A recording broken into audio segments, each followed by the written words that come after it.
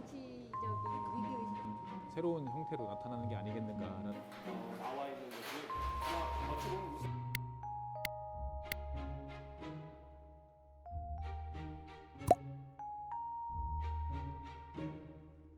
일단은 미국은 이런 걸 통해 가지고 자국의 의도를 상당히 많이 관철하고 성공을 거뒀다. 근데 이제 다른 나라들도 그런 식으로 해서 과연 성공할 수 있겠는가는 좀 다른 문제 같아요.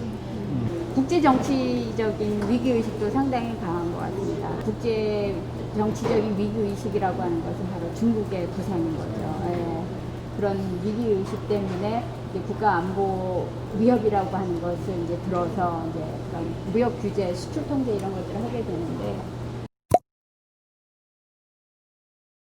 옛날에는 가치 하나가 경제적 가치만 있었으니까 무역에 이익이 있느냐 없느냐 이것만 보면 판단하면 되는데, 지금은 무역에 손해가 본다 하더라도 안보에 도움이 되거나 자국의 어떤 그 전 세계에서의 정치적 위상 또는 외교적 위상이 좋아지거나 이렇게 되면 손해를 볼 수도 있는 거거든요. 그러니까 이것이 하나만 가지고는 평가하기는 좀 쉽지 않은 그런 상태인 것 같아요.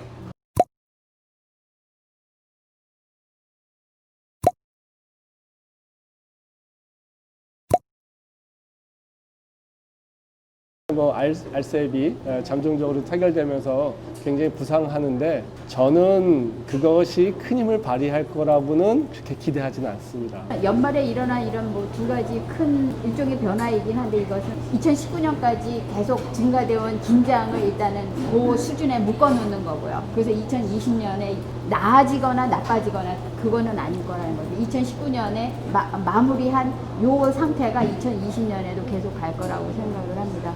근데 이제 그렇게 할 수밖에 없는 이유는 미국에서 대통령 선거가 2020년 11월에 있기 때문에, 그 이후에는 이제 선거가 어떻게 되느냐에 따라서 이제 또 완전히 다른 세계가 열린다고 봐야죠. 네. 너무 당연한 말씀이지만 내년 상황은 결국은 이제 뭐 반도체가 다 좌우하는 이제 이런 상황이 되겠죠. 어떻게 보면 대한민국이 되게 산유국화 됐어요. 그 ICT 세계로 넘어오면서 제일 중요한 게 반도체 파트인데, 세계에서 반도체를 만든 나라가 우리나라하고 이제 미국밖에 없잖아요. 내년에는 좀 좋아질 거라고들 이제 말씀들을 하시는데, 이게 정말 좋아질지 이제 기대 섞인 심리일지는 사실 잘 모르겠어요. 그리고 급진적으로 얘기하면 중국에 대한 의존도를 많이 줄여야 된다고 생각해요. 그 새로운 체제를 준비해야 된다. 단순하게 경기 흐름의 변동이 얘기 아니라 아까 했듯이 체제가 변하는 거기 때문에 눈에 보이는 시장은 지금 중국이에요. 근데 그 중국 시장이 언제 막힐지는 어찌 보면 극한으로 갈 때는 모른다라는 거죠. 경제에서는 가장 중요한 게 불확실성을 제거하는 겁니다. 이게 되게 급하게 보일 수도 있지만 그 시나리오를 배제해서는 안 된다는 게 제 생각입니다. 근데 중국의 그 1인당 소득이 10,000불이라고 그랬는데, 이 지금 현재 그 아시아에 형성된 그 GVC 최종 목표지가 어딘지를 한번 생각해 볼 필요가 있어요. 중국에서 최종 조립해서 그것이 유럽이나 미국으로 가는 거거든요. 근데 이제 미국하고 중국이 디커플링이 됐었을 때, 그럼 미국으로 못 가는 그 제품들은 어디서 다 소화해낼 것이냐. 1인당 10,000불 수준에 머물러 있는 중국이 그것을 할 수 있을 것이냐. 그거는 아니다. 그것은 아니죠. 네. 그 위험성을 생각을 해본다고 하면은 한국이 중국에 과도하게 의존하면서 GVC를 내버려 두는 것은 디커플링이 전개되고 있는 이 상황 속에서는 상당히 위험한 발상이 있습니다라는 거죠. 우리 시장을 조금 더 적극적으로 열었으면 좋겠어요.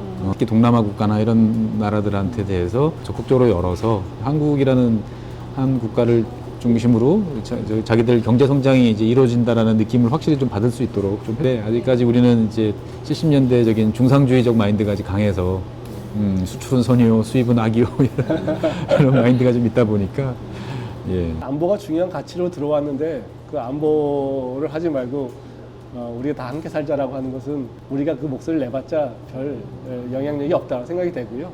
그것을 우리가 인정을 하고 그 체제에서 어떻게 가져갈 것이냐 라고 하는 것을 고민해야 되지 않을까라는 게 제 생각이고요. 그래서 미중이 싸울 때 우리는 그러면 그 사이에서 어떻게 우리가 살 길을 찾을 것이냐.